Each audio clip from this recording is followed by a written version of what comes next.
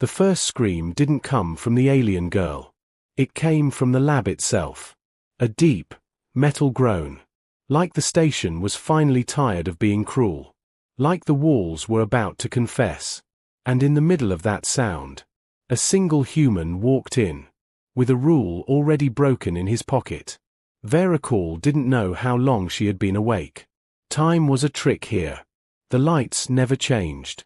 The air always tasted like cold glass. Even her thoughts felt measured, counted, recorded. She lay strapped to a narrow slab, arms pinned, legs locked, a collar around her throat that hummed softly whenever her heart raced. Her skin was pale gold beneath the harsh light. Not human. Not cryon. Something softer, built for forests and open skies. And yet the ones in grey loved the way she bled. The cryon researchers moved around her, with perfect calm. Their bodies were thin, tall, and smooth, like statues carved from ash. Their eyes were dark and glossy, never blinking, never showing heat. They didn't speak to her like a person. They spoke like she was an object. That could be solved. Subject K-19 shows elevated stress. One of them said, voice flat. Good, another replied, adjusting a needle that looked too long to be real. Stress makes the nervous system honest. A panel above her flickered, showing glowing lines, numbers, waves. Her fear became a chart. Vera swallowed hard. The collar hummed. It punished her for swallowing. She wanted to scream. But she had learned what happened. When she screamed, they increased the voltage. They smiled in their cold, quiet way. Not with mouths, but with satisfaction. So she stayed silent. Her eyes stared upward, unfocused. Like if she didn't look at them, they might stop seeing her. Once, she had been a skyrunner. Her people, the Luminari, lived on a world of tall trees and silver rivers. They built homes that breathed with the forest, and walked through life like it mattered. Then the Cryons came. They didn't invade with rage. They arrived with curiosity. They called it collection. They called it progress. They called her world a resource. And they called her K-19. The needle touched her skin. It burned. Not like fire. Like ice that hated her. Her veins lit with pain. And her fingers tried to curl. But the straps didn't allow even that. A Cryon leaned close. Voice smooth as a machine. You are very similar to humans, it said. Yet you fail like a weaker version. Vera's eyes filled. Not just from pain. From the insult. From the truth. From the loneliness. A tray slid beside her. Tools. Blades. Wires. A small device with a spinning ring. That made her stomach twist. She recognized it. They used it to map her thoughts. To pull memories out like threads. To watch her past on a screen. While she lay helpless. They enjoyed her old happiness. More than they enjoyed her screams. The Cryon lifted the device. Begin cognitive extraction, it said. Vera tried to breathe slowly. Tried to hide inside herself. She thought of the forest. The smell of rain on bark. The sound of her sister laughing.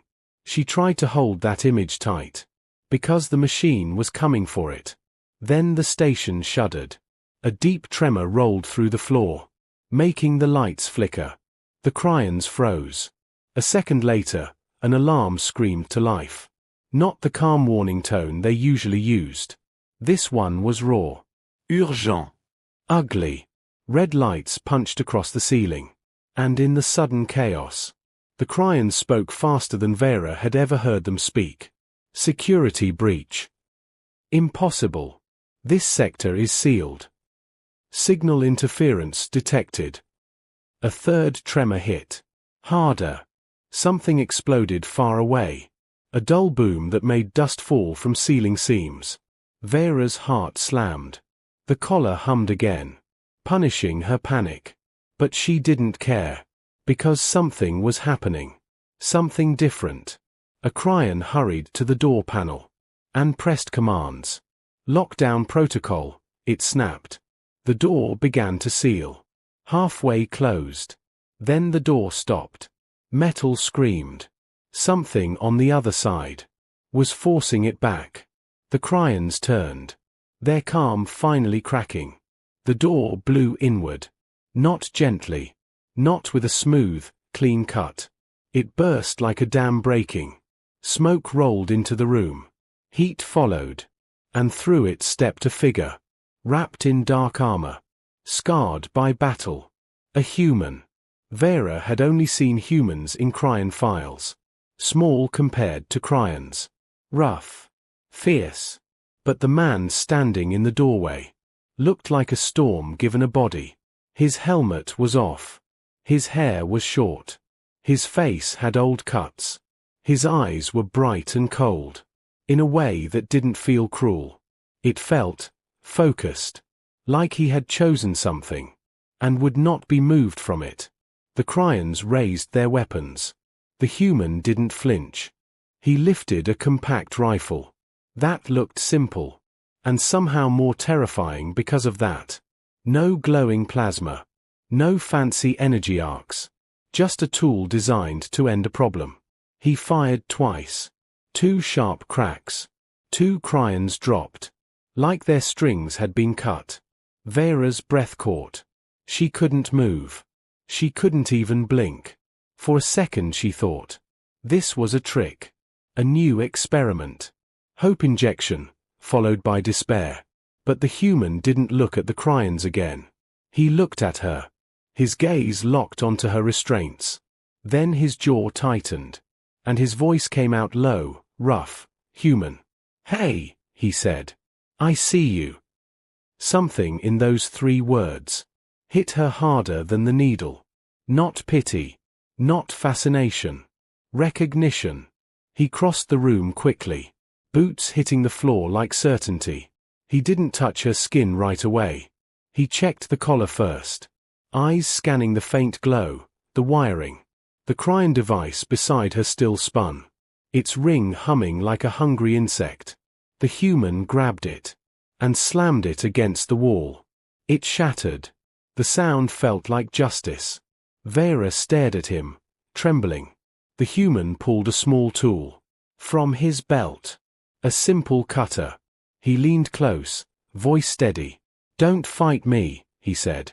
"I know your body wants to panic." Her throat moved. She tried to speak. Only air came out. He cut the first strap. Then the second. Then the third. Each release felt unreal. Like her bones were remembering freedom. One piece at a time.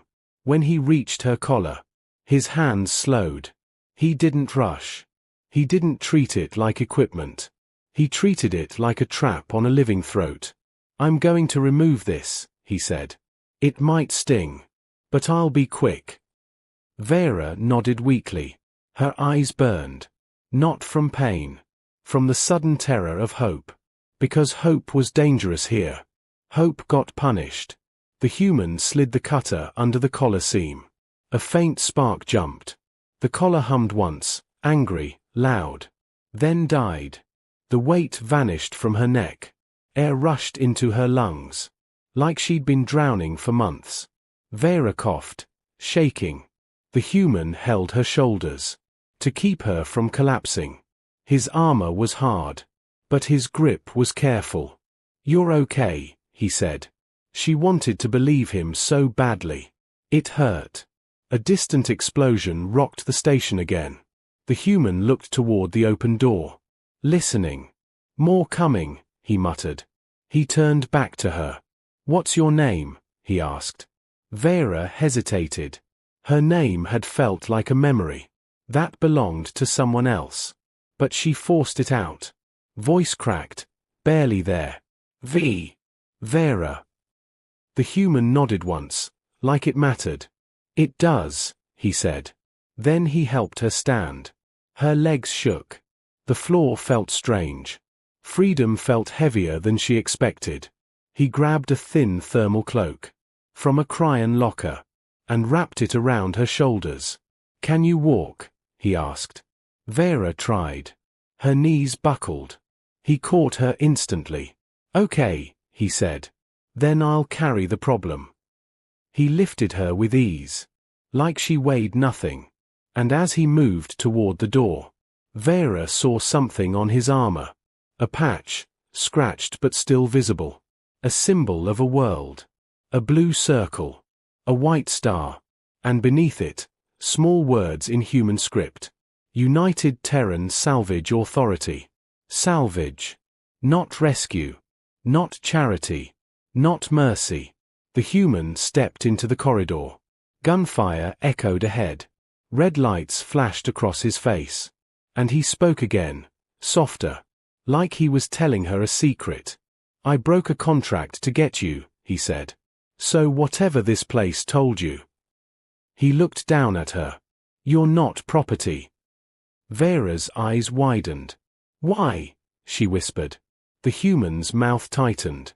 "Because humans hate cages," he said. "And the Cryans built too many." He started running. Fast. Steady. With her in his arms. And behind them, the lab they had escaped. Finally screamed again. Not in cruelty, but in fear. Because the station now understood. What the Cryans never did. A human didn't need permission to start a war. The corridor shook as they ran. Not from alarms alone, but from something deeper. Like the station itself was panicking. Systems screaming as control slipped away. Vera clung to the human's armor. Her fingers digging into the hard plates. As if letting go would pull her back. Onto the table that never let go. The human moved with brutal efficiency. He didn't hesitate at turns. Didn't slow for smoke or sparks. He flowed through the chaos. Like he had memorized the fear. Which, in a way, he had. Gunfire cracked ahead. Blue energy bolts slammed into the walls. Melting metal, leaving scars that glowed. The human slid behind a support column. Turning his body so Vera was fully shielded. "Stay down," he said quietly. As if she had anywhere else to be. He leaned out and fired. Short bursts. Controlled. Each shot mattered. 2 Cryan security units dropped. A third tried to retreat. The human didn't chase. He advanced. That alone broke the Cryan's nerve. It fired wildly. Shots missing by meters. The human closed the distance. Andy struck it with the rifle stock. The Cryan crumpled. Efficient. Unemotional. Terrifying. Vera had never seen violence used like this. Not for cruelty. For purpose. For protection. And somehow, that made it worse. And better at the same time. They moved again. Her heart pounded against his chest plate. She could hear it echo inside her skull. "Why are they attacking so hard?" she whispered. The human didn't slow. "Because they weren't supposed to lose you," he replied. "You're not just a prisoner." That chilled her more than the cold lab ever had. They reached a vertical shaft. No elevator. Just a long drop. And a ladder welded into the wall. The human stopped. He looked up. Then down. Then at her. "Okay," he said. "This part's going to be rough." Before she could ask what he meant, he clipped a magnetic harness from his belt. Around both of them. The metal clicked, solid and final. Then he stepped backward. And jumped. Vera screamed. The shaft swallowed them. Wind tore past her ears. Her stomach vanished. Then the harness caught. Hard. Her scream turned into a gasp. The human absorbed most of the force. Grunting as the magnets locked them to the ladder. He didn't let go. Didn't curse. Didn't hesitate. He started climbing. Her hands shook. Her vision blurred. She buried her face against his armor. Trying not to look down. The shaft went on forever. Above them, footsteps echoed. Cryans were coming. "Listen to me," the human said, breath controlled despite the strain. "You're doing great." She almost laughed.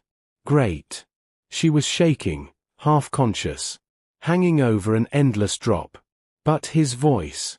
It anchored her. She nodded, even though he couldn't see it. They reached the bottom. As weapons fire lit the shaft above, blue bolts rained down. The human twisted, turning his back to shield her again. Energy burned across his armor. The smell of scorched metal filled the air. Vera felt heat through the plates. "Human," she cried. "I'm fine," he said sharply. "Keep breathing." He fired upward, not aiming to kill, aiming to collapse. The shot struck support points. The ladder screamed. Metal tore. The shaft above them collapsed inward, burying Cryon pursuers under falling debris. Silence followed. Heavy. Final. The human leaned against the wall, finally breathing hard. For the first time, Vera felt him shake. Not fear. Pain. "You're hurt," she whispered. "Later," he replied. "First we leave." They entered a hangar, smaller than the main bays. Hidden. 2 ships rested inside. 1 Cryon patrol craft. 1 ugly, mismatched human vessel, covered in patchwork repairs. The human smiled when he saw it. "There you are," he muttered. He lowered Vera gently into the co-pilot seat. The word co-pilot felt unreal. He strapped her in carefully, checking the harness twice. "You know how to breathe?" he asked. She nodded weakly. "Good," he said. "Because this part gets loud."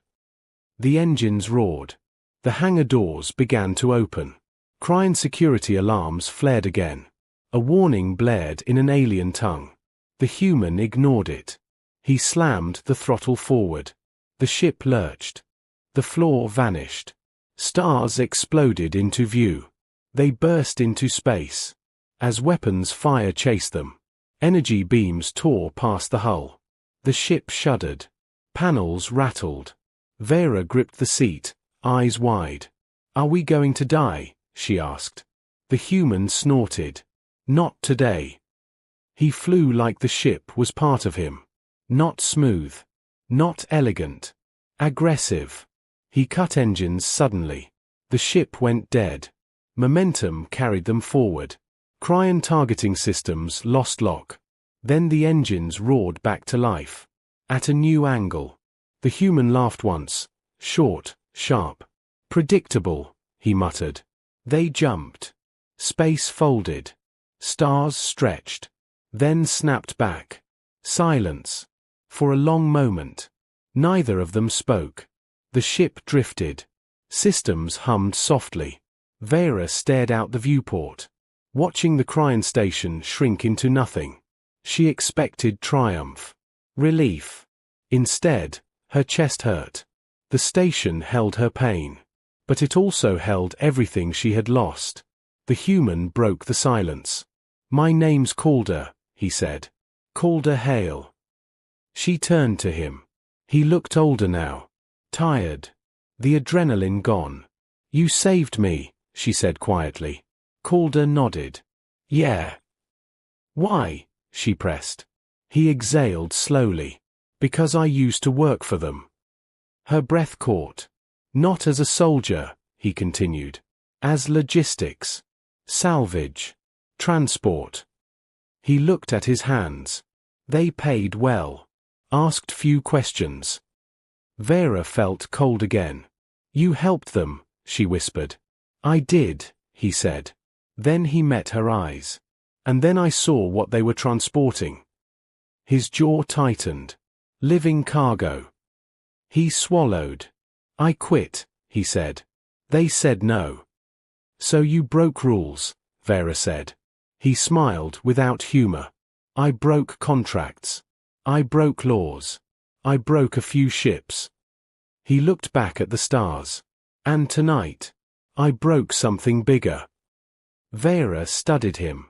This human wasn't a hero from stories. He was scarred, complicated, guilty, and still, he had come back for her.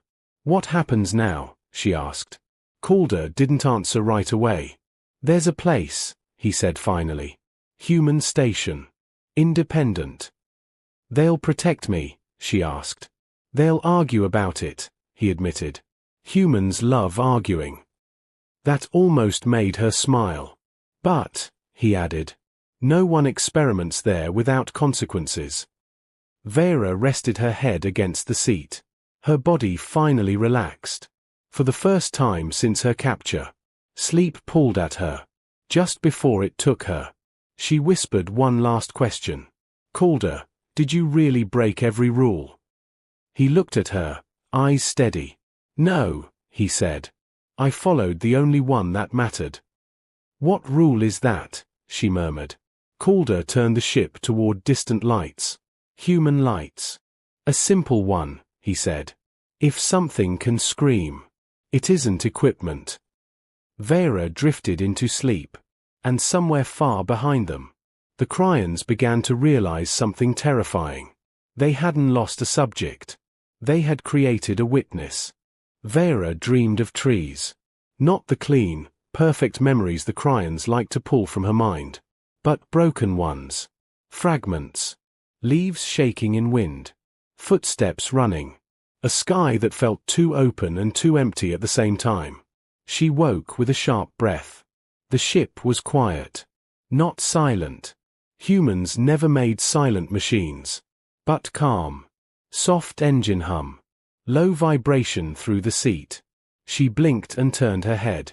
Calder sat forward, one hand on the controls, the other wrapped in a strip of white fabric.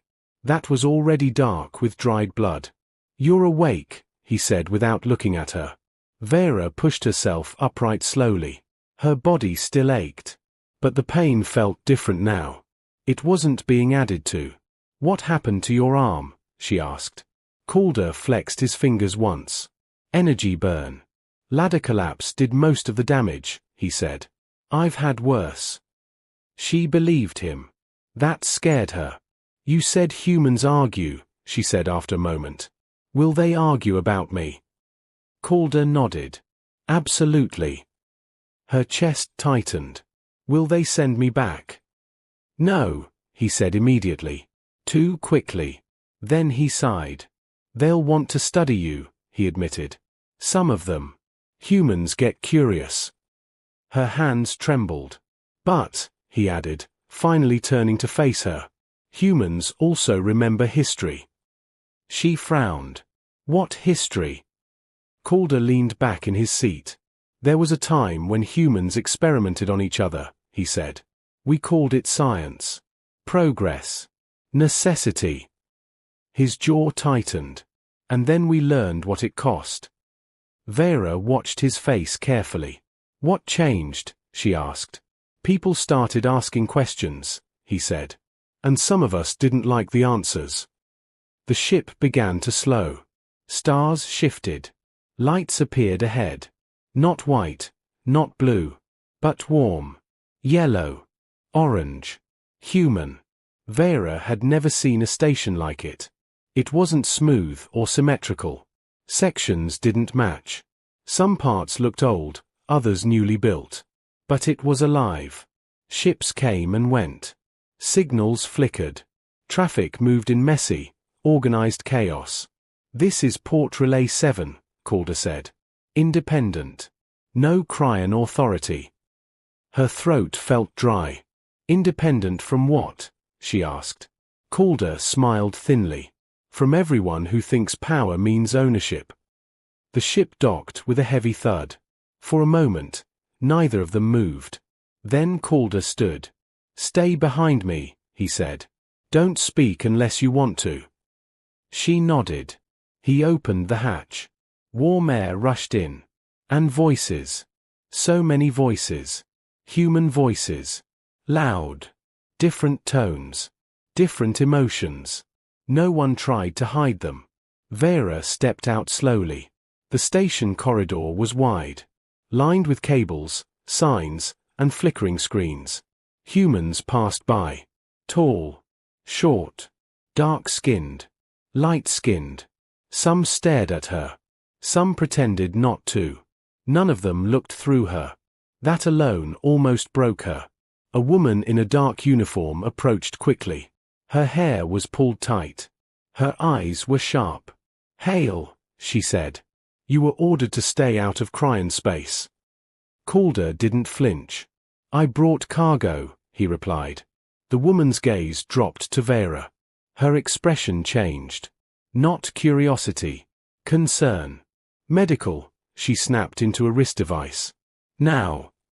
Two humans appeared with a stretcher. Vera froze. Her heart raced. Calder noticed immediately. "Easy," he said softly. "They're here to help." The woman met Vera's eyes. "You're safe here," she said firmly. "No one touches you without consent." Consent. The word felt unreal. Vera hesitated, then nodded. The medics moved slowly. They explained everything before doing it. Each touch was announced. Each action waited for her agreement. Tears slid down her face without warning. No one told her to stop. No one punished her. Calder watched from the doorway, until the woman placed a hand on his chest. "You're not cleared," she said. "And you're bleeding."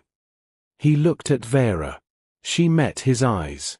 "You can go," she said quietly. He nodded. "Don't let them scare you," he said. "Humans bark a lot. We bite only when pushed." That made her smile. Just a little. Then he was gone. Hours passed. Or maybe days. Time behaved strangely outside cages. Vera learned things. Humans asked questions. But they listened to answers. They scanned her injuries. Treated scars. Removed cryon implants she hadn't known were inside her. They didn't erase her pain. They acknowledged it. And that mattered. Later, the woman from before returned. "My name's Director Sloan," she said. "I manage this station." Vera sat up straighter. "I'm Vera Call," she replied. Sloan nodded. "I know," she said. "You told the medical team." She paused. "The Cryons are demanding your return." Vera's chest tightened. "They say you're stolen property," Sloan continued. "And they're threatening sanctions." Vera lowered her gaze. "I don't want to go back," she whispered. Sloane's voice softened. "You don't have to," she said. "But staying has consequences." Vera looked up. "What kind?" "The kind where humans start choosing sides." That sounded dangerous. "Why would you do that for me?" Vera asked. Sloane studied her. "Because you're not the first," she said. "And you won't be the last." She tapped a panel. A screen lit up. Images appeared. Alien beings. Different shapes. Different worlds. All in cryon facilities. All restrained. Vera's breath caught. "We suspected," Sloane said. Calder confirmed it. Her eyes hardened. "And humans don't like patterns like this." Vera felt something shift inside her. Not fear. Anger. Cold. Focused. "What do you want from me?" she asked. Sloane met her gaze. "Your story," she said. "In your words." Vera swallowed. The Cryons had taken her memories by force. Humans were asking. She closed her eyes. Then began. She spoke of forests. Of invasion. Of tables and needles and cold lights. She didn't scream. She didn't cry. She told it like truth. When she finished, the room was silent. Sloane exhaled slowly. "That's enough," she said. "Enough for what?" Vera asked. "To make noise," Sloane replied. The station changed after that. Not all at once. But noticeably. Security increased. Messages were sent. Meetings happened behind closed doors. Calder returned 2 days later. His arm was bandaged properly now. "You caused trouble," he said lightly. Vera tilted her head. "Good trouble?" she asked. He smiled. "The kind Cryons don't sleep through." She hesitated. "Am I safe?" she asked. Calder's smile faded. Safer than before, he said. But this isn't over. She nodded. She had known that. Outside the viewport, ships gathered. Human ships. Not warships. Freighters. Explorers. Old vessels refitted with new purpose. Humans didn't rush into wars. They prepared. And when they asked questions long enough, they didn't like the answers. The Cryon response arrived 3 days later. Not with weapons. With words.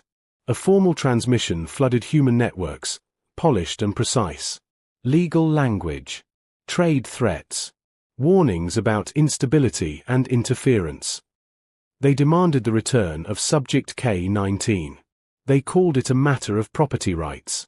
Humans listened. Then humans started asking questions out loud. On open channels. On public feeds. In places the Cryons could not quietly silence. Who authorized the experiments? How many subjects existed? Why were entire species listed as biological assets? Cryon answers were careful. Too careful. And humans noticed. Vera watched it unfold from a small observation room on Port Relay 7. She sat wrapped in a simple fabric robe, hands clasped tightly in her lap, eyes fixed on the screen. She saw herself, blurred, anonymized, shown as evidence. Scars highlighted. Implants catalogued. Her pain turned into data again. But this time, the data was angry. Calder stood beside her, arms crossed. They should have stayed quiet, he muttered. Why didn't they?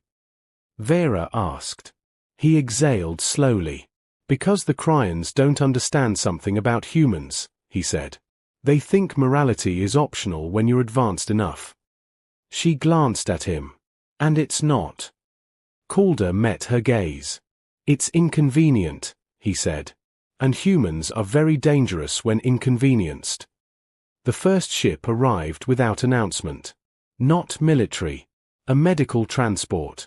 Then another. Then 5 more.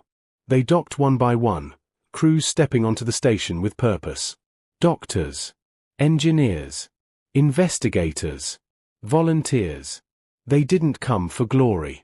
They came because they had seen the footage. Port Relay 7 became crowded. Loud. Alive. Director Sloan stood at the center of it, directing traffic, approving requests, denying others. Vera noticed something strange. No one told her what to do. They asked, "How are you feeling today? Would you like to speak again? Do you want privacy?" Each question felt heavier than any chain. "I want to help," Vera said finally. Sloan studied her carefully. "Helping doesn't mean hurting yourself," she replied. "I know," Vera said. "But I don't want to hide." Sloan nodded once. "Then we'll do this the human way," she said. They gave Vera a choice. She could remain anonymous. Or she could speak openly. Her hands shook when she agreed. The broadcast reached more systems than she could imagine. Human colonies. Neutral stations. Even Cryon-adjacent networks that couldn't block everything fast enough. Vera stood before a simple camera. No restraints. No cold lights. Just space behind her. She took a breath. "My name is Vera Call," she said. Her voice wavered at first. Then steadied. "I am Luminari," she continued. "My people were taken because we were peaceful." She spoke slowly. She didn't exaggerate. She didn't beg. She described the table. The needles. The way fear was measured and rewarded. She spoke of being reduced to a number. And then she said something that changed everything. "They told me I should be grateful," she said. "Because knowledge was more important than suffering." Her eyes lifted. "I want to know," she asked quietly, "how much knowledge is worth one life?" The silence afterward was massive. Cryon channels went dark within minutes. Human ones did not. Messages flooded in. Outrage. Questions. Offers of aid. And something else. Other voices. Other survivors. An insectoid laborer from a mining moon. A scaled navigator from a shattered fleet. A small, glowing being who spoke through a translator and cried through most of it. The pattern became undeniable. The Cryans had not discovered one species worth studying. They had built an industry. Human response shifted. Not to rage. To structure. Committees formed. Investigations launched. Ships rerouted. Calder watched the mobilization with a grim expression. "This is the part that scares everyone," he said. "Why?" Vera asked. "Because humans don't jump straight to war," he replied. "They document first." The Cryans finally returned to the table. This time, their message wasn't polished. It was urgent. They offered compensation, trade concessions, shared technology. They called the situation unfortunate.